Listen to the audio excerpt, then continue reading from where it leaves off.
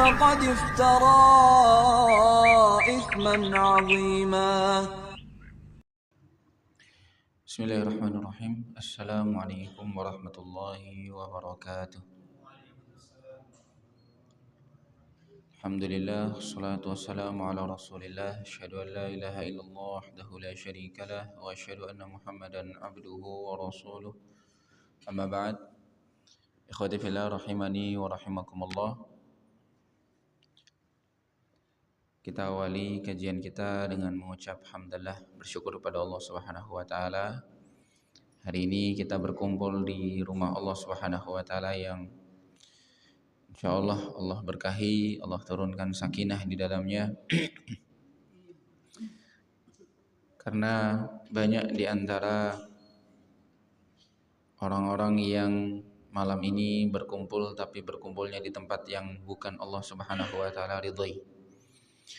Banyak yang berkumpul di tempat-tempat hiburan yang penuh dengan kemaksiatan atau dengan perbuatan yang sia-sia atau hal yang israf, berlebihan atau mubazir. Maka kita beruntung ya, di malam ini Allah Subhanahu wa taala takdirkan kita untuk duduk di tempat yang mulia ini. Alhamdulillah, kita juga bukan termasuk orang yang menyalakan kembang api ya. Nanti jadi ba'da Isya tidak perlu ya beli kembang api buat diri sendiri atau buat anak, tidak perlu. Alhamdulillah, pemerintah pun menghimbau ya. Pemerintah banyak yang menghimbau tidak perlu ada perayaan kembang api ya. Banyak sekali pemerintah yang menghimbau, dari mulai yang pusat di Jakarta, Jawa Barat ya, sampai di Bali. Pemerintah menghimbau tidak perlu ada perayaan kembang api. Bahkan Brebes pun bupatinya menghimbau tidak perlu ada perayaan kembang api. Meskipun alasan mereka apa? Simpati dan juga sifat atau sikap solidaritas dengan saudara kita yang sedang terkena bencana di Aceh dan Sumatera. Alhamdulillah ya, pemerintah malah menghimbau untuk tidak perlu ya. Malah disuruhnya banyak merenung ya. Disuruhnya buat kegiatan sosial, ngumpulin sumbangan untuk diberikan kepada mereka yang membutuhkan. Sedangkan kita di dalam Islam lebih jauh dari itu ya, meyakini bahwa tidak ada perayaan di dalam Islam kecuali hanya dua perayaan saja, yaitu Idul Fitri dan juga Idul Adha. Dan tidak pernah dikenal di dalam generasi Islam yang terbaik, yaitu para sahabat Nabi Shallallahu Alaihi Wasallam, perayaan satupun kecuali Idul Fitri dan juga Idul Adha saja. Bahkan kalau kita lihat ya, perayaan tahun baru Masehi itu bukan dari Islam ya. Disebutkan bahwa perayaan tanggal 1 Januari bahkan sebelum dirayakan oleh umat Nasrani sudah dirayakan terlebih dahulu oleh orang-orang Romawi yang mereka meyakini Januari itu berasal dari nama dewa mereka yang bernama Janus. Janus mereka yakini dewa bermuka dua, satu menghadap ke belakang, satu menghadap ke depan. Satu menghadap ke masa depan, satu menghadap ke masa lalu ya. Sedangkan kita tidak meyakini adanya dewa, kita hanya meyakini satunya Tuhan, yaitu Allah Subhanahu wa taala. Di umat Nasrani meyakini tanggal 1 Januari sebagai kalender awal, juga hari penyunatan Isa Al-Masih ya. Ini sekali lagi semuanya adalah keyakinan-keyakinan yang batil, dan kita sebagai seorang muslim tidak perlu merayakan perayaan tahun baru ya. Tidak perlu merayakan hari Natal, tidak perlu merayakan tahun baru. Karena ini kaitannya dengan akidah ya. Yang jelas kebanyakan perayaan-perayaan ini diisi dengan hal-hal yang dimurkai oleh Allah Subhanahu wa taala. Bangsa Romawi ketika merayakan dewa Janus ini mereka merayakan dengan pesta, minum khamr dan lain sebagainya. Hal-hal yang bermaksiat, ya. Nah, kita bersyukur kita jauhi hal-hal demikian, hal-hal yang sia-sia, membuang-buang harta yang tidak Allah Subhanahu wa taala ridhai. Ikhwati fillah rahimani wa rahimakumullah, hari ini insyaallah kita akan bahas tentang syarat menghadap kiblat dalam sholat.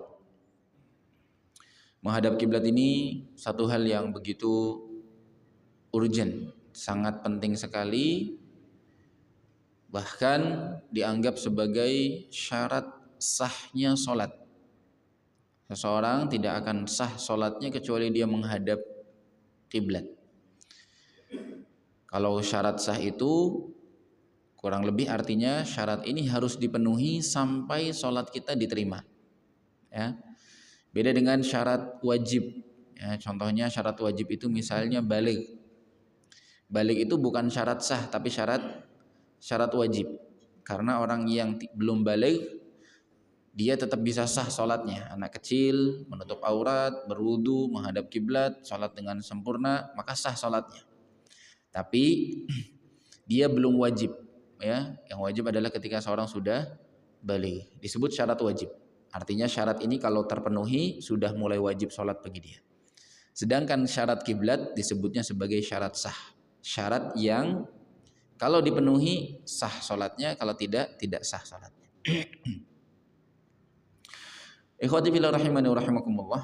Beliau mulai dengan satu hadis yang pertama, yaitu hadis riwayat Abdullah ibnu Umar.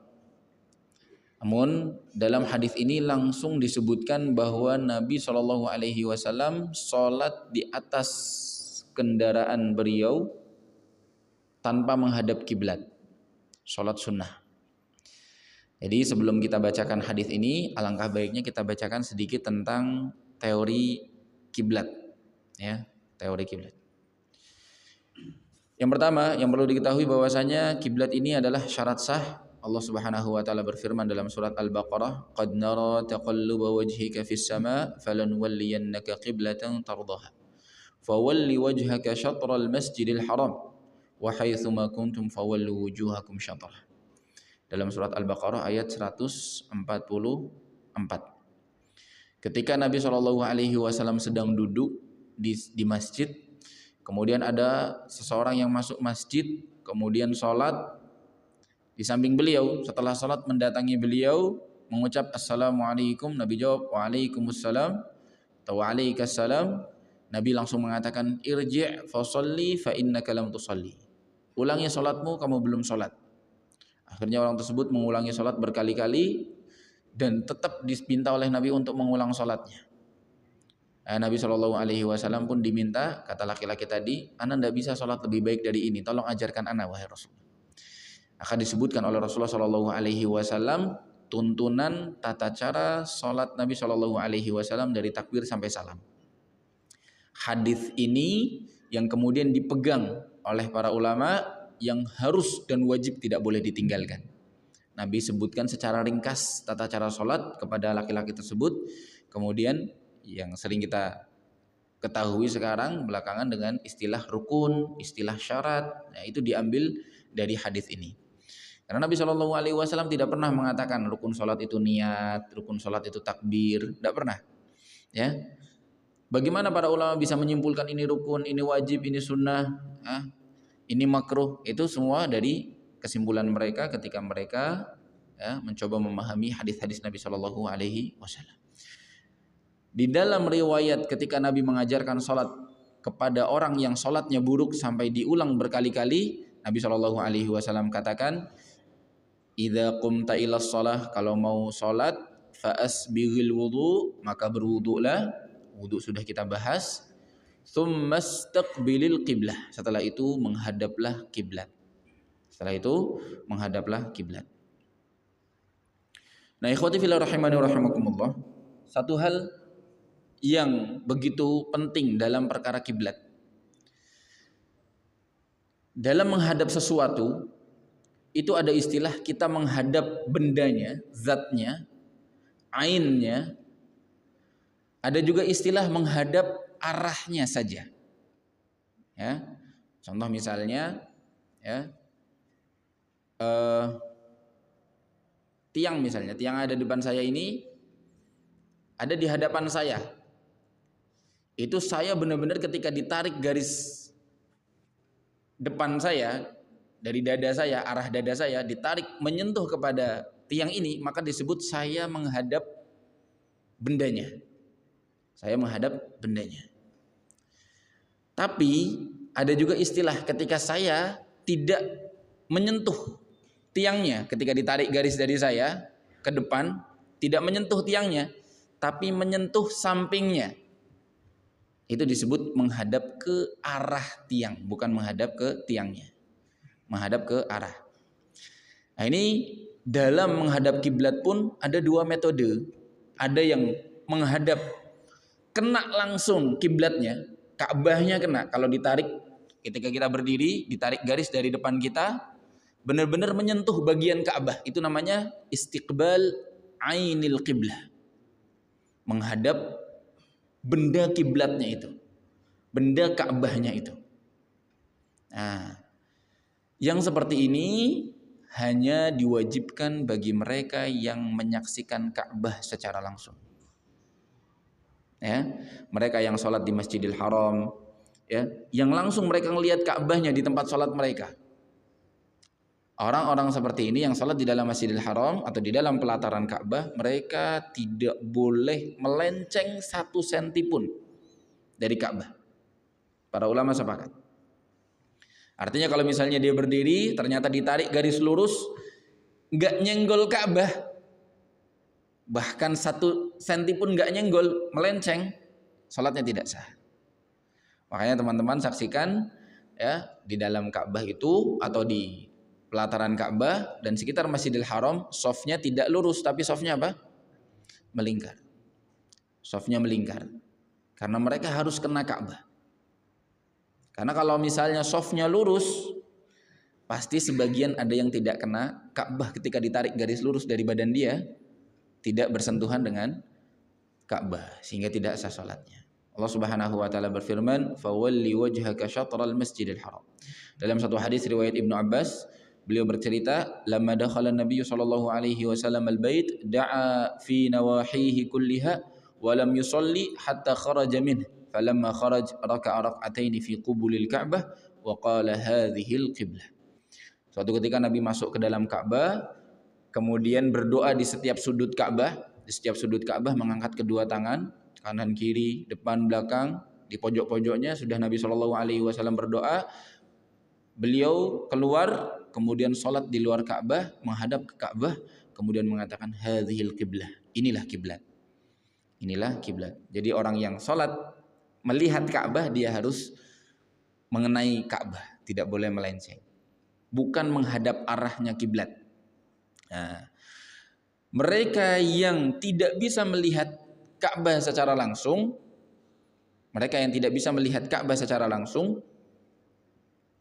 seperti orang yang tinggal di Mekah tapi di luar Masjidil Haram. Di sekitar Mekah banyak masjid-masjid. Mereka masjid-masjidnya itu shofnya semuanya lurus, tidak ada yang melingkar, tidak ada yang bengkok, tidak ada yang melengkung. Mereka shofnya lurus karena mereka memang tidak bisa menyaksikan Ka'bah secara langsung. Sehingga cukup di sini tidak perlu istiqbal ainil qiblah, tidak perlu menghadap benda Ka'bahnya langsung, tetapi hanya cukup istiqbal jihatal Ka'bah, menghadap ke arah di mana Ka'bah, arahnya saja. Seandainya arahnya berada di selatan, ya sudah, kalau dia menghadap ke arah selatan, dia sudah menghadap ke Ka'bah. Meskipun kalau ditarik dari garis dia, ditarik ternyata tidak bersentuhan dengan Ka'bah, sholatnya tetap sah karena memang dia tidak menyaksikan Ka'bah. Cukup menghadap ke arahnya saja. Kita yang ada di Brebes menghadap Ka'bah, Ka'bah berada di arah barat, kita serong sedikit, ya sudah, kalau kita sudah menghadap ke arah barat, sudah sah sholat kita. Tidak diwajibkan harus kena plek ketiplek, ya, tidak harus kena. Ikhwati fillah rahimani wa rahimakumullah. Apa dalilnya bahwa kita tidak harus kena 100% atau presisi bagi orang yang di luar Masjidil Haram atau yang tidak menyaksikan Ka'bah di Mekah ataupun yang lebih jauh dari Mekah seperti kita di Indonesia. Dalilnya adalah Nabi SAW bersabda, "Idza ataitumul gha'ita," apabila kalian mau buang air, "fala tastaqbilul qiblah," maka jangan menghadap kiblat, "wala tastadbiruha," jangan membelakangi kiblat, "bibaulin wala gha'it," baik buang air kecil maupun buang air besar, "walakin syarriqu aw gharribu," akan tetapi kalau buang air kecil atau buang air besar, menghadaplah ke arah timur atau barat. Ya, syarriqu aw gharribu, menghadaplah ke arah timur atau barat. Kenapa? Karena Nabi mengucapkannya di Madinah. Madinah kiblatnya atau Ka'bahnya itu berada di arah selatan. Ya, orang yang sholat di Madinah itu menghadap Ka'bahnya ke arah selatan. Maka Nabi katakan jangan menghadap kiblat atau ke arah selatan atau membelakangi kiblat, menghadap ke arah utara. Tapi kalau mau buang air menghadaplah ke syarriqu timur, tidak akan kena Ka'bah, au gharribu atau ke barat. Nabi SAW juga pernah mengatakan ma bainal masyriq wal maghrib qiblah. Antara timur dan barat itu sudah dianggap kiblat. Ya. Ikhwati fillah rahimani wa rahimakumullah. Kalau kita pikirkan secara logis juga, memang susah bagi kita untuk mengenai Ka'bah secara presisi, pasti kena Ka'bah. Ya, di antaranya adalah dari mulai zaman sahabat Nabi SAW, ketika mereka membangun masjid di luar Masjidil Haram, jauh dari Masjidil Haram, mereka sholat yang penting mengarah ke arah Ka'bah. Mereka tidak pernah mengukurnya secara presisi langsung seperti dengan teknologi di zaman sekarang. Ya, seperti dengan kompas atau dengan GPS dan lain sebagainya. Tidak ada di zaman beliau, di zaman para sahabat, di zaman setelahnya juga tidak ada. Mereka cukup berijtihad, yang penting ini arahnya Ka'bah. Tapi tidak mesti mereka bisa menyentuh Ka'bah. Itu pun para ulama sudah membolehkan secara generasi demi generasi dan tidak ada yang mengingkari. Ini menunjukkan bahwasanya sholat tidak mengenai Ka'bah bagi yang ada di luar Masjidil Haram, sholatnya sudah sah. Di antara alasan lagi adalah sahnya soft sholat di masjid-masjid di luar Masjidil Haram yang tidak melengkung.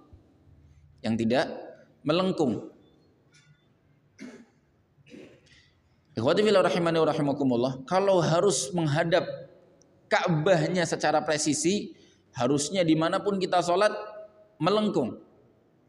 Meskipun melengkungnya berapa radius atau berapa diameternya atau istilahnya yang sering kita pelajari, intinya pasti ada lengkungan.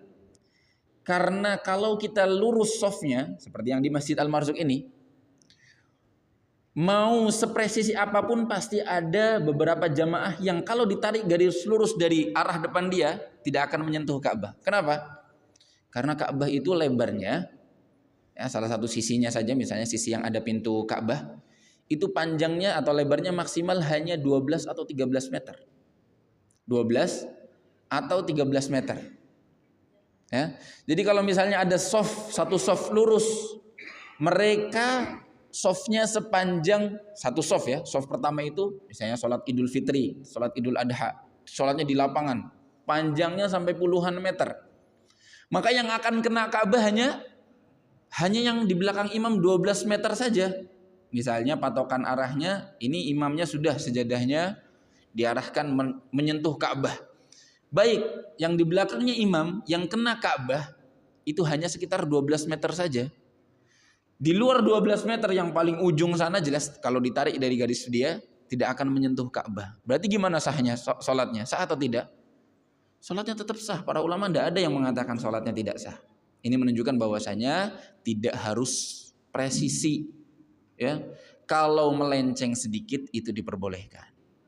Ya, tidak menjadi masalah. Karena memang susah. Dulu zaman dahulu sampai zaman sekarang pun masih banyak orang-orang yang tidak memiliki kesempatan cara untuk bisa mengarahkan ke Ka'bah secara presisi. Kalau zaman sekarang memang terutama di Indonesia ada sertifikat kiblat. Ini cukup bagus ya, ketika seseorang bangun masjid, kemudian kiblatnya diajukan kepada Kementerian Agama, kemudian Kementerian Agama memberikan ya, fasilitas untuk menyatukan arahnya seperti masjid-masjid yang lain dengan metode mereka. Kemudian diberikan sertifikat, oh ini arahnya sudah mengarah kiblat. Kalau tidak pun insya Allah tidak masalah, yang penting kita sudah mengarah ke arah kiblat. Ya, karena memang tidak mungkin semuanya orang bisa mengenai Ka'bah. Kita sudah mengakui sahnya orang yang sholat seperti itu. Ya. Bahkan seandainya tolok ukurnya atau patokannya adalah imam, ya, imam ini harus kena Ka'bah misalnya. Nah, kita sudah pakai teknologi yang paling maju. Sudah diarahkan ke Ka'bah. Kalau ditarik garis lurus dari berdirinya imam, kena Ka'bah. Alhamdulillah, bagus. Tapi kalau misalnya melenceng pun, melencengnya selama tidak terlalu banyak, ringan, maka boleh, tetap sah sholatnya.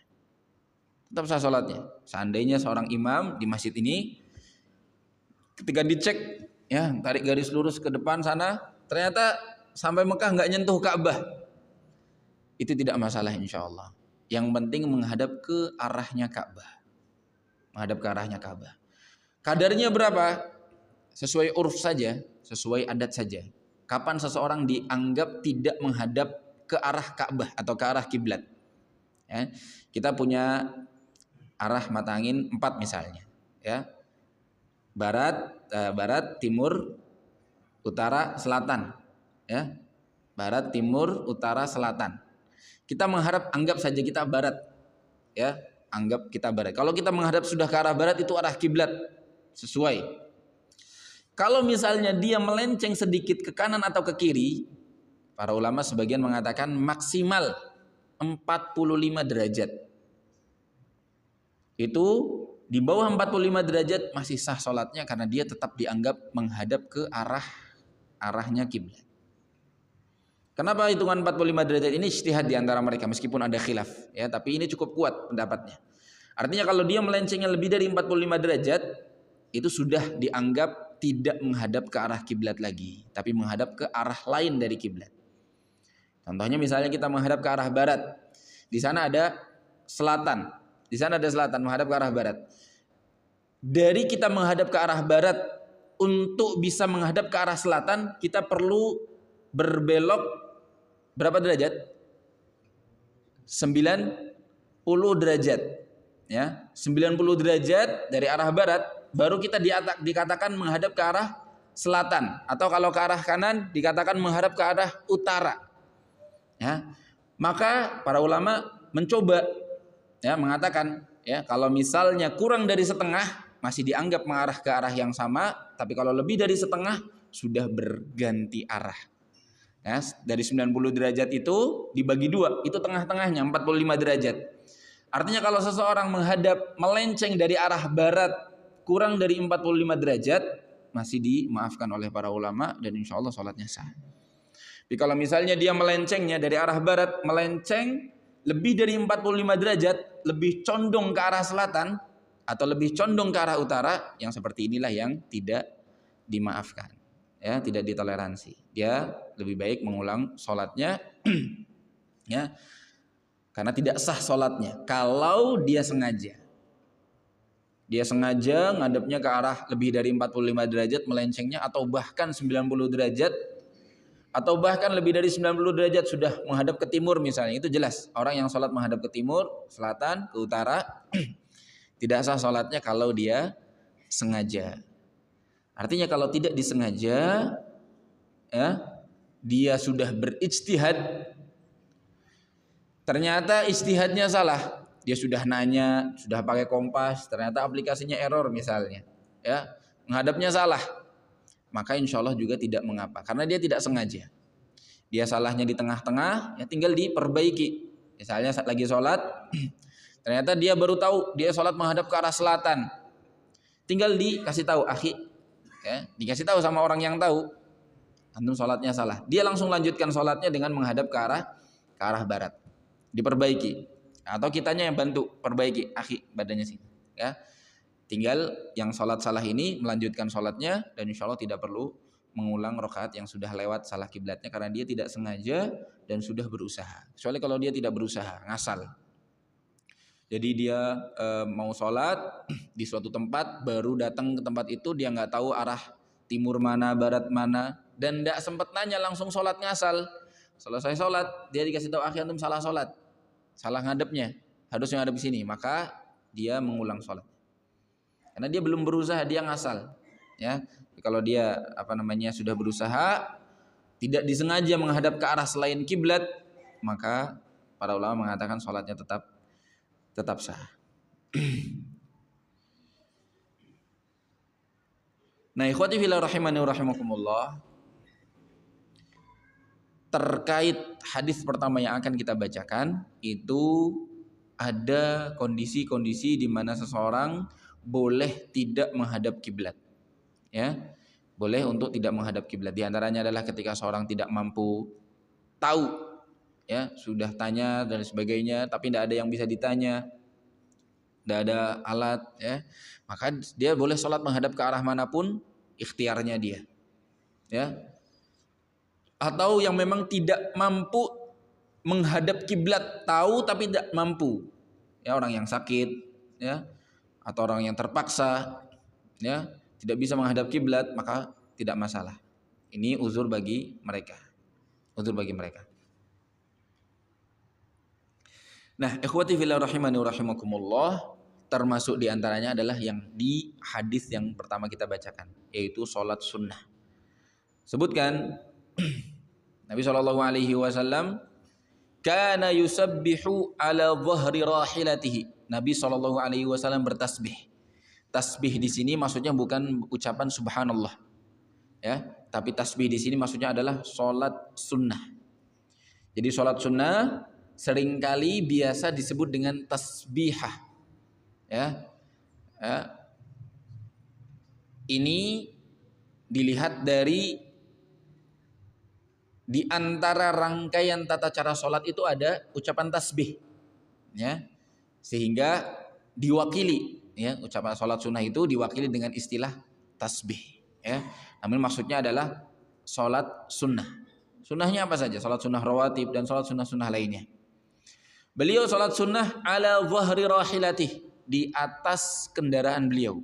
Seandainya beliau naik unta, naik kuda, naik keledai, beliau sholat di atas kendaraannya tersebut, haitsu kana wajhuh, kemanapun arahnya kendaraan tersebut. Jadi Nabi SAW menghadap mengikuti arah dari kendaraan itu. Ya, bahkan disebutkan Nabi SAW sepulang dari Mekah ke Madinah. Jadi kalau perjalanan dari Mekah ke Madinah, berarti kiblatnya ada di belakang beliau. Ya, beliau membelakangi kiblat. Beliau sholat sunnah tetap di atas kendaraannya tanpa berhenti. Meskipun ada sebagian ulama yang menganjurkan lebih baik untuk takbiratul ihramnya tetap menghadap kiblat. Setelah takbiratul ihram boleh lanjut menghadap ke arah selain kiblat untuk sholat sunnah. Tapi kalau dilihat dari hadis ini tidak ada anjuran seperti itu. Nabi SAW diceritakan oleh Ibnu Umar, beliau sholat sunnah menghadap ke arah kendaraannya di mana menghadap. Ya. Yumi'u bi ra'sih. Kemudian ketika ruku' beliau cukup menundukkan, merendahkan kepalanya. Ya, dengan ruku' dan juga dengan sujud, dan dijadikan sujudnya lebih turun daripada rukuknya. Ya. Wa kana Ibnu Umar yaf'alu, dan Ibnu Umar pun mempraktekkan. Jadi beliau menceritakan Nabi mempraktekkan seperti itu, Ibnu Umar radhiyallahu taala anhuma pun juga mempraktekkan. Hadis ini diriwayatkan oleh Imam Bukhari dan juga Imam Muslim rahimahumullah. Ikhwati fillah rahimani wa rahimakumullah. Sehingga dari hadis yang pertama ini kita fahami bahwa menghadap kiblat tidak menjadi wajib ketika kita sholat sunnah. Dalam riwayat yang lain disebutkan lafaznya kana yutiru ala ba'irihi. Bahkan Nabi sampai sholat sunnah yang paling muakkadah. Di antara semua sholat sunnah yang paling penting dari semua sholat sunnah adalah sholat sunnah witir sebelum tidur. yang paling afdol pahalanya. Termasuk diantaranya adalah salat sunnah qabliyah subuh. Jadi disebutkan dalam riwayat ini Nabi salat witir pun tetap di atas kendaraannya, tidak turun dari kendaraannya kemudian menghadap kiblat. Jadi menghadapnya ke arah di mana kendaraan beliau menghadap berjalan. Ya. Dalam riwayat Muslim khusus ghaira annahu la yusalli 'alaihal maktubah. Akan tetapi Nabi tidak pernah mempraktekkan demikian untuk salat-salat wajib. Dengan ini kita simpulkan untuk salat wajib tetap wajib menghadap kiblat semampunya. Ya. Jangan sampai meninggal. Jadi orang yang salat di atas kendaraan ketika salat wajib dia harus turun. Dia harus turun agar dia bisa menghadap ke arah kiblat. Karena kalau dia tetap di atas kendaraannya, kendaraan kadang belok kanan kiri, kadang membelakangi kiblat, maka tidak sah salatnya. Ya, tidak sah salatnya. Ini secara umum. Tapi ketika kondisinya mendesak, tidak mampu, maka kembali kepada kemampuan masing-masing. Ya, di antaranya adalah ketika seorang salat di pesawat. Ya. Pesawat ini kalau dia tidak menyediakan musola khusus, dan rata-rata pesawat tidak menyediakan musola. Sejauh yang kami tahu hanya ada satu maskapai saja yang menyediakan musola. Itu pun tidak semua pesawatnya. Ya, ada maskapai namanya Saudi Airlines milik Arab Saudi. Itu ya tipe khusus, tipe lama. Itu di bagian belakangnya dibuat musola seukuran 3 kali 3 meter kurang lebih. Nah, di situ seseorang bisa sholat tetap menghadap kiblat. Jadi ada layar, kemudian diarahkan mana kiblatnya. Nah, sedangkan pesawat-pesawat yang lain, ya, maka mengikuti kondisi. Kalau misalnya pesawat itu masih bisa landing sebelum waktu sholat yang mungkin dijamak selesai habis waktunya, maka kita tunda sholatnya. Sholat zuhur lewat, ya, belum landing, tapi masih bisa landing sebelum jam 5:30 misalnya, sebelum maghrib, masih ada waktu sholat asar, dan kita tahu zuhur dan asar bisa dijamak, zuhur dan asar itu bisa dijamak, maka kita tunda sholat zuhurnya, karena kita masih mampu sholat saat kita turun dari pesawat dengan memenuhi syaratnya secara sempurna, yaitu menghadap kiblat. Ya. Karena tidak sah sholat di atas kendaraan kecuali kalau tidak mampu. Ya. Tidak mampu ini ketika misalnya pesawatnya baru turun melewati sholat zuhur, asar, baru turun sholat maghrib, lewat sholat maghrib. Ini artinya sholat zuhur dan asarnya sudah habis waktunya di atas pesawat. Maka mau tidak mau kita sholat semampu kita di atas pesawat. Artinya kalau ada seseorang yang memaksa sholat di atas pesawat padahal pesawatnya turun di bandara masih jam 5 dan dia masih sempat untuk sholat, biasanya keluar dari pesawat ada ruang tunggu, sholat dimanapun tempatnya, ya, yang penting suci, dia bisa berwudu, ya, tidak diganggu oleh yang lain, maka dia sholat saat dia turun dari pesawat. Jadi kalau ada yang tetap memaksa padahal masih ada waktu, ketika turun dia harus mengulangi sholatnya, ya, karena dia masih sempat untuk sholat dengan menghadap kiblat secara sempurna. Ya, sedangkan orang yang sholat di pesawat yang tidak ada kesempatan untuk menghadap kiblat itu hanya diperbolehkan bagi mereka yang dalam kondisi darurat. Sholat di atas kapal, kalau kapal biasanya lebih luas, nah ini wajib. Yang sholat di atas kapal laut, ya, masih bisa menghadap kiblat karena biasanya tempatnya luas, tidak hanya tempat duduk saja, ada tempat berdirinya, maka sholat tetap menghadap kiblat wajib. Tapi kalau di pesawat karena memang sempit, ya, hanya ada tempat duduk dan juga lorong untuk jalan, ya, sehingga tidak mampu untuk melaksanakan sholat dengan menghadap kiblat, maka semampunya. Wallahu a'lam bishawab. Kita bacakan beberapa hukum-hukum yang disebutkan dalam hadis ini. Yang pertama, jawazus sholati nafilati fis safari 'ala rahilah. Boleh salat sunnah di atas kendaraan. Nah, kalau ini salat sunnah boleh dilakukan di kendaraan tanpa menghadap kiblat, ya. Baik dalam kondisi darurat ataupun tidak darurat boleh menghadap ke arah mana saja, ya, karena itu semampunya. Bahkan tidak harus berdiri. Nabi SAW sholat sambil duduk, rukuk dan sujudnya dengan menundukkan kepala beliau atau merendahkannya.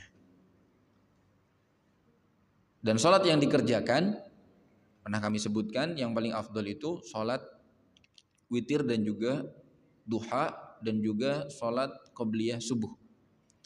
Sisanya tidak dianjurkan dengan sangat, ya.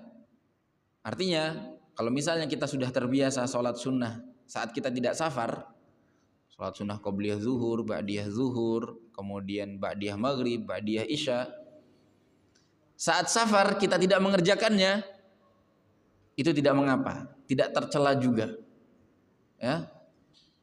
Bahkan di hadis-hadis yang ada menunjukkan bahwasanya seorang ketika beruzur tidak bisa mengerjakan ibadah yang sering dia kerjakan saat dia mukim dan saat dia sehat, qadarullah dia sakit, qadarullah dia safar sehingga tidak bisa merutinkan ibadah yang biasa dia rutinkan, pahalanya tetap dicatat sempurna oleh Allah Subhanahu wa taala seperti di hari-hari dia sehat dan mukim. Ya, di salat-salat sunnah itu bisa saja tetap mengalir pahalanya bagi dia. Sebagian ulama bahkan mengatakan kurang afdol kalau seseorang memaksa untuk sholat sunnah selain sholat-sholat yang sering Nabi SAW kerjakan meskipun dalam kondisi safar. Jadi dalam riwayat sholat-sholat sunnah yang tidak pernah Nabi tinggalkan itu diantaranya adalah witir, qobliyah subuh dan juga duha. Ya. Jadi ini yang paling ditekankan. Sisanya tidak pernah ada riwayat Nabi sholat sunnah yang lainnya dalam kondisi safar. Bahkan para ulama mengatakan lebih afdol tidak mengerjakannya. Sebagian ulama ada yang mengatakan seperti itu. Kenapa? Ya mengikuti meneladani Nabi SAW. Nabi saja tidak mengerjakannya. Di antara alasannya karena memang sholat fardu saat safar itu disingkat. Allah Subhanahu wa taala meringankan salat yang 4 rakaat menjadi 2 rakaat, ya, yang 2 waktu menjadi 1 waktu. Itu tujuannya untuk meringankan. Sehingga kalau ditambah dengan salat sunnah malah jadi tambah panjang. Seakan-akan kayak tidak ada gunanya. Buat apa lagi salatnya disingkat kalau ternyata setelah itu ditambahkan dengan salat qobliyah atau ba'diyah. Nah, sehingga Nabi SAW disebutkan dalam riwayatnya tidak mempraktekkan sholat-sholat sunnah yang lainnya dalam kondisi safar beliau. Yang beliau praktekkan disebutkan dalam hadis ini, Nabi SAW sholatnya sholat witir atau sholat-sholat seperti duha dan juga qobliyah fajar yang memang sangat ditekankan. Wallahu a'lam. Kalau misalnya ada seseorang tetap melaksanakannya, ya boleh-boleh saja, ya, karena tidak ada larangan. Hanya saja Nabi jarang mempraktekkan sholat sunnah yang lainnya saat kondisi beliau safar. Dhahaba al-Imam Ahmad wa Abu Thawr ila istiqbalil qiblah hal ibtida'is shalah. Imam Ahmad dan Abu Thawr berpendapat tetap wajib menghadap kiblat saat memulai salat, saat takbiratul ihramnya. Ya. Wa dzalika li hadithi Anas min annahu kana idza arada an yatatawwa fi safar istaqbala binaqatihi al-qiblah. Ini riwayatnya Anas bin Malik. Riwayat itu mengatakan Nabi menghadap kiblat dulu dengan untanya, ya. Summa shalla haitsu wajjahahu rikabuhu. Kemudian setelah itu baru mengikuti kendaraannya. Nah, ini berarti ada riwayatnya, ya. Nabi SAW diawali dengan menghadap kiblat dulu, kemudian baru mengikuti arah untanya atau arah kendaraannya. Tapi kalau kita lihat dari zahir hadisnya yang pertama tidak disebutkan, ini yang ada rincian bahwa Nabi mengawali sholatnya tetap menghadap kiblat dulu, setelah itu di tengah-tengah sholat baru beliau mengikuti arah kendaraannya, itu riwayatnya Anas. Sedangkan riwayat Ibnu Umar tidak disebutkan. Jadi secara zahir umum, seorang bisa saja melaksanakannya langsung tanpa menghadap kiblatnya di awal. Atau kalau dia mau mempraktekkan hadis Anas dengan dia menghadap kiblat dulu saat takbiratul ihram, ini ya insyaallah lebih afdal. Berikutnya ada mujawazil faridati 'ala rahilati bila darurah. Nah, ini jelas, ya, tidak boleh salat fardu di atas kendaraan yang tidak menghadap kiblat tanpa mendesak. Ya, tanpa kondisi yang mendesak. Bahkan sebagian mazhab kalau menghadap kiblat pun harus turun katanya. Misalnya naik pesawat, ya, Kalau tidak salah di mazhab Syafi'i mewajibkan. Mereka biasanya sholat formalitas dulu di pesawat, kemudian setelah turun wajib mengulanginya dengan sempurna. Karena mereka tidak membolehkan sholat di atas kendaraan, Namun yang kami yakini kalau memang dalam kondisi darurat tidak perlu mengulang lagi saat turun dari pesawat. Nah, ini diambil karena memang ketika Nabi SAW naik kendaraan, ketika datang waktu sholat fardu beliau selalu turun. Ini menunjukkan bahwasanya sholat fardu, ya, kalau masih mampu untuk menghadap kiblat maka dia harus turun untuk menghadap kiblat. Adapun dalam kondisi darurat, khauf misalnya saat perang, ya, nah kita harus menghadap ke arah musuh, ya, atau ada banjir atau hal yang lainnya. Maka dari riwayat-riwayat yang ada menjelaskan boleh dalam kondisi-kondisi tertentu ini meskipun sholat fardu kita menghadap ke arah yang memudahkan bagi kita.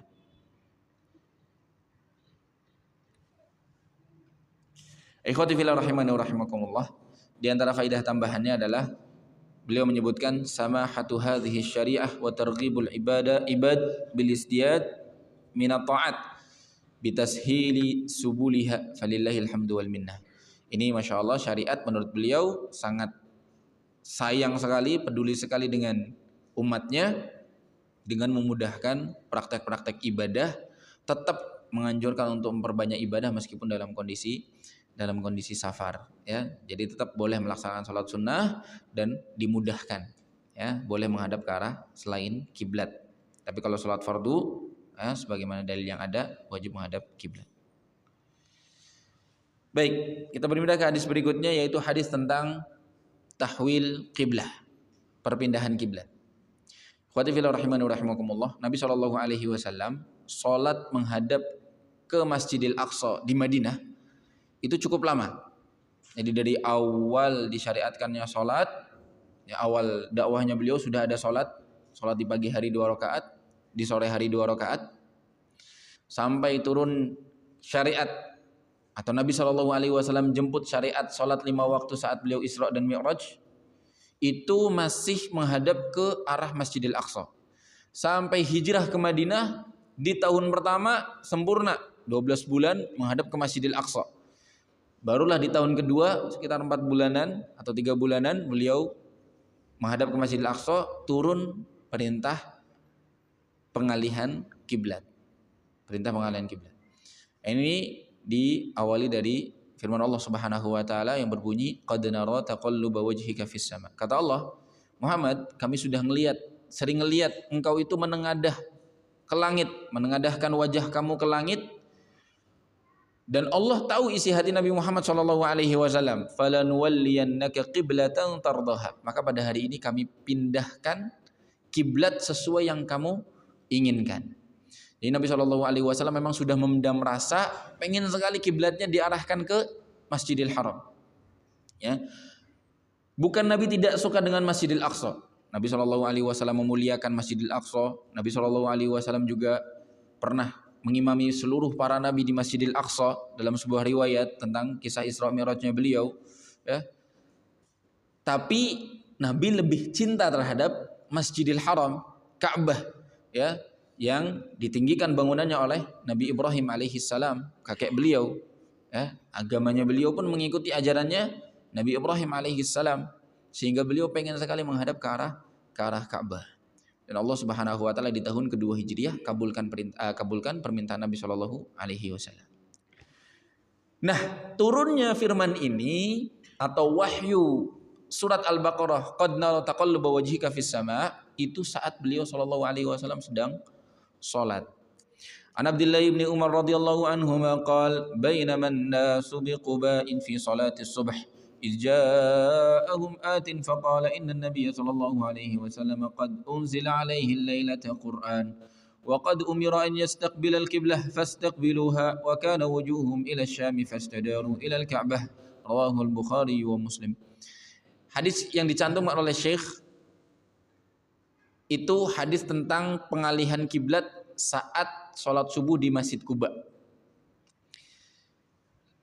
Ini kisahnya ada utusan Nabi SAW yang dikirim untuk menyampaikan berita tentang pengalihan kiblat. Beritanya sampai di Kuba saat sholat subuh. Nah, ternyata turunnya saat itu Nabi Shallallahu Alaihi Wasallam sholat zuhur disebutkan dalam satu riwayat di Masjid Qiblatain. Ya, di Madinah ada Masjid Bani Salimah namanya aslinya. Kampungnya Kampung Bani Salimah. Nabi seringkali sowan ke sana mengunjungi saudara beliau, sahabat-sahabat beliau, bertandang. Kemudian datang waktu sholat zuhur, Nabi Shallallahu Alaihi Wasallam sholat zuhur, 2 rakaat pertama Nabi Shallallahu Alaihi Wasallam masih menghadap ke Masjidil Aqsa. Setelah itu di 2 rakaat berikutnya Nabi Shallallahu Alaihi Wasallam mengalihkan wajah dan arah beliau ke arah kiblat. Bagaimana gambarannya? Ya berputar, ya dari depan, ya imamnya, makmumnya juga semuanya berputar. Dan berputarnya tidak di tempat, berputarnya benar-benar sambil jalan. Nah, karena kalau misalnya berputarnya di tempat, yang ada nanti imamnya tetap di belakang. Ya, imam sudah di depan, arahnya ke Masjidil Aqsa. Ketika dialihkan kiblat ke arah Masjidil Haram, tapi imamnya nggak berpindah tempat, hanya berputar badan saja, imamnya jadinya di mana? Di belakang. Makmum laki-laki di belakang, makmum perempuan jadi di depan. Ya, dan ini tidak mungkin. Sehingga para ulama sepakat pada waktu itu terjadi banyak gerakan, atau mungkin perlu adanya gerakan jalan meskipun tidak terlalu banyak. Intinya seperlunya Nabi Shallallahu Alaihi Wasallam sampai pindah lagi ke depan, jamaah laki-laki juga pindah ke shaf depan, jamaah perempuan pindah ke shaf belakang. Ya. Ada tambahan dari para ulama menyebutkan kemungkinan hal ini terjadi saat masih belum dilarang banyaknya gerakan dalam sholat yang bisa membatalkan sholat. Ya, jadi masih diperbolehkan. Ya, belum ada hukum atau syariat larangan memperbanyak gerakan selain sholat yang bisa membatalkan sholat. Jadi gerakan mereka memang ada hajatnya, ya diperlukan. Benar-benar berputar, ya 180 derajat plus jalan sambil jalan sedikit, memposisikan imamnya, makmumnya laki-laki, kemudian makmum perempuan. Sehingga masjid itu kemudian disebut dengan Masjid Al-Qiblatain, Masjid 2 kiblat. Ya. Dan sekarang alhamdulillah seluruh kaum muslimin menghadap ke Masjidil Haram atau Ka'bah, tidak ada lagi yang menghadap ke Masjidil Aqsa. Sampai yang sholat di Masjidil Aqsa pun menghadapnya ke arah Masjidil Haram. Ya. Nah, yang diriwayatkan oleh Syekh dalam kitab Umdatul Ahkam itu hadis kisah ketika kabarnya baru sampai di Kuba saat sholat subuh, ya. Jadi sama di tengah-tengah sholat subuh mereka menghadap ke arah Masjidil Haram, ya, berputar posisinya. Ya. Disebutkan juga Masjid Nabawi juga sebenarnya sempat mengalami perpindahan Ka'bah atau kiblat, perpindahan kiblat di tengah-tengah sholat. Ya, mungkin saat sholat asar. Jadi Nabi sholat zuhurnya di Masjidil Qiblatain di kampungnya Bani Salimah, sekitar 15 menit naik kendaraan dari Masjid Nabawi. Kemudian Nabi setelah itu, setelah saya sholat, Nabi kirim utusan, sebarkan. Nah, beritanya baru sampai di Masjid Nabawi mungkin saat sholat asar. Karena memang dulu tidak ada kendaraan yang kencang misalnya. Baru sampai di Kuba beritanya baru saat sampai sholat subuh. Jadi macam-macam. Sebenarnya masjid yang mengalami 2 kiblat itu banyak, tapi yang masyhur yaitu Masjid Bani Salimah saja yang letaknya di kampung Al-Qiblatain. Ya ikhwati fillah rahimani wa rahimakumullah, banyak sekali faedah yang diambil dari hadis ini. Di antaranya adalah yang pertama, al-qiblatu awwal al-hijrati kanat ila Baitul Maqdis summa surifat ila al-Ka'bah. Pertama kali hijrah masih menghadap ke Baitul Maqdis sampai tahun kedua, ya, beberapa bulan pertama di tahun kedua masih menghadap ke Baitul Maqdis. Barulah dipindah di tahun kedua ke Masjidil Haram. Yang kedua, inna qiblatal muslimina istaqarrat 'alal Ka'batil musyarrafah fal wajibu istiqbalu 'ainiha inda musyahadatiha wa istiqbalu jihatiha indal bu'di anha. Setelah kejadian hadis ini, setelah itu seluruh kaum muslimin wajib menghadap kiblat. Yang menyaksikan Ka'bah harus kena Ka'bah, yang tidak menyaksikan Ka'bah cukup menghadap ke arah kiblatnya saja. Yang ketiga, inna afdhalal biqa'i huwa baitullah li'anna al-qiblata uqirrat alaih wa la yuqirru an-nabiy sallallahu alaihi wasallam wa hadhihi al-ummatul mukhtaratu ala afdalil asya. Kalau ditimbang di antara tiga tanah suci, antara Madinah, Masjidil Haram, atau Ka'bah, atau Masjidil Aqsa, semuanya tanah yang suci dan tanah yang mulia. Tapi yang paling mulia bisa kita katakan adalah Baitullah Ka'bah, karena Nabi SAW diperintahkan menghadap ke sana, Nabi pengennya menghadap ke sana, kaum muslimin juga menghadap ke Ka'bah. Jadi kalau ditanya jengkal mana di bumi ini yang paling mulia, ya areanya adalah areanya Ka'bah. Yang keempat, jawazun naskhi fi syariah. Ini menunjukkan bahwasanya mungkin sekali syariat itu mengalami revisi. Tapi jelas yang merevisinya adalah yang membuat syariat, yaitu Allah Subhanahu wa taala. Ya. Khilafan lil yahud wa man syaya'ahum min munkirin nasakh. Ya, ada orang Yahudi dan juga kelompok-kelompok beberapa dari golongan Syiah yang mengingkari praktek nasakh, revisi dalam syariat. Jadi mereka ada yang tidak mengakui bahwasanya syariat tidak mungkin direvisi. Ya. Kalau kita meyakini di dalam Al-Qur'an maupun sunnah banyak sekali revisi-revisi di dalam Al-Qur'an dan juga sunnah dalam syariat-syariatnya. Meskipun setelah Nabi SAW meninggal, terhentinya wahyu, tidak ada lagi revisi.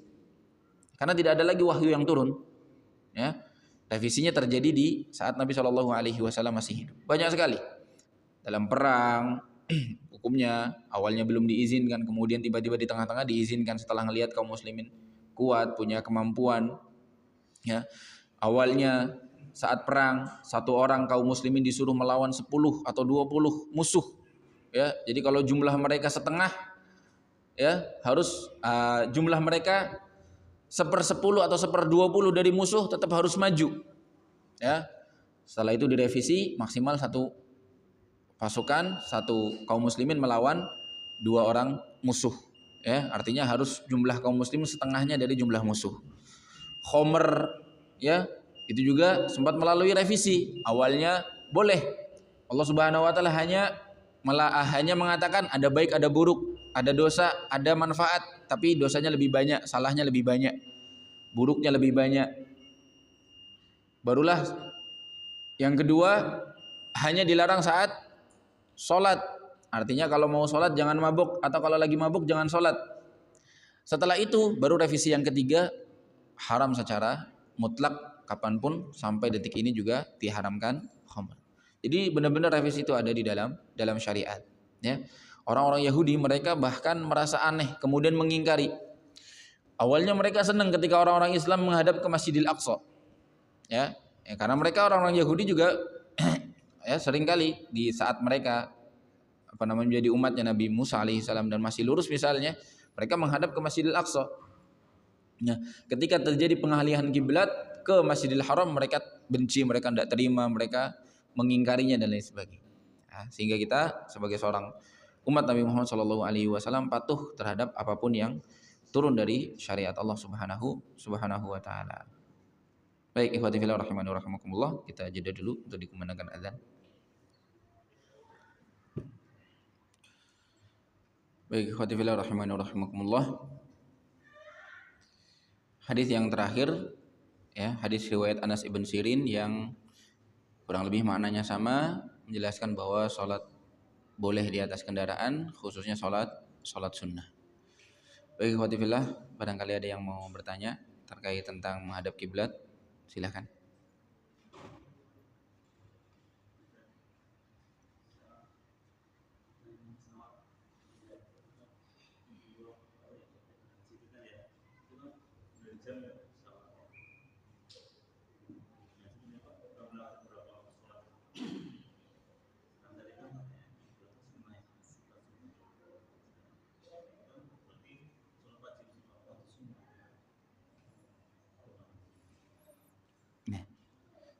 Termasuk yang tadi kami sudah jelaskan, sholat kalau misalnya ya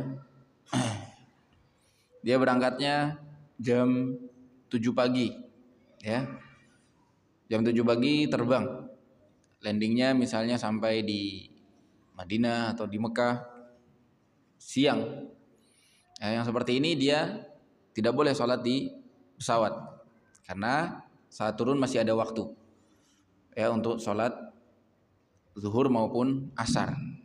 Bahkan kalau misalnya landingnya atau turunnya ba'da asar pun tetap tidak diperbolehkan sholat di pesawat, karena dia masih bisa menjamak sholat zuhur dengan sholat asar. Jadi tetap dia nunggu turun, ya dia hanya boleh sholat sunnah di pesawat, adapun sholat fardunya dia tunggu sampai dia turun dari pesawat, walaupun turunnya setelah sholat asar, karena memang sholat zuhur dan asar boleh dijamak. Begitu juga maghrib dan isya. Nah,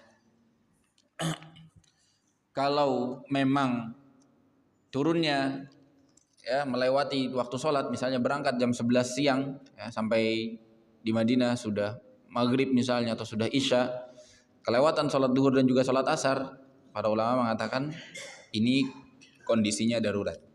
Jadi kalau dalam kondisi darurat jelas boleh. Sama seperti orang ketika sholat tidak mampu menghadap kiblat karena sakit, ya maka orang yang naik pesawat tidak bisa menghadap kiblat karena memang tidak mampu misalnya, tidak sempat. Ya. Kalau yang berangkatnya dari Indonesia ke Saudi enak ya, dia tinggal duduk di kursinya dia menghadap ke arah kiblat, sudah menghadap ke arah kiblat karena memang pesawatnya mengarah ke Mekah. Tapi kalau saat pulang atau mungkin naik pesawat tapi pesawatnya ke arah yang lain, nah itu kan berarti arah pesawatnya atau arah kursi dia duduknya tidak menghadap ke arah kiblat. Maka kalau yang seandainya dia memaksakan sholat berbahaya bagi dia dan pasti dilarang biasanya sama petugas, maka dia sholat semampunya. Ketika memang waktunya akan habis, waktu sholatnya akan habis. Ya, insya Allah sholat semampunya. Sama seperti sholat dalam kondisi tidak mampu atau sholat dalam kondisi darurat saat perang, khauf dan lain sebagainya. Hukumnya sama insya Allah, uzur, kondisi darurat.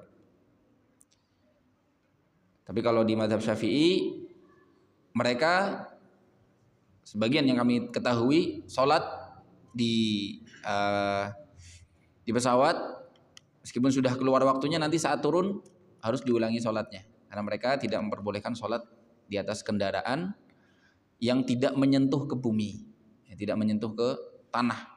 Ya.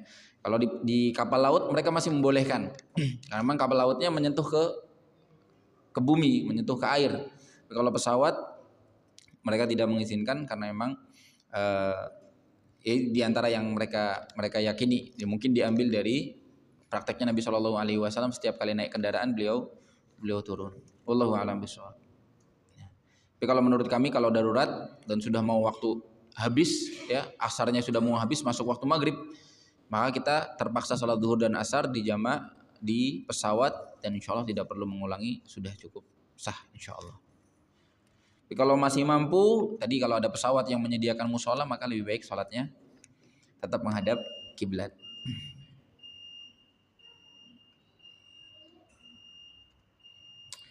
Apa hukumnya sholat di masjid yang jamaah perempuannya berdampingan dengan jamaah pria sekalipun ada hijabnya?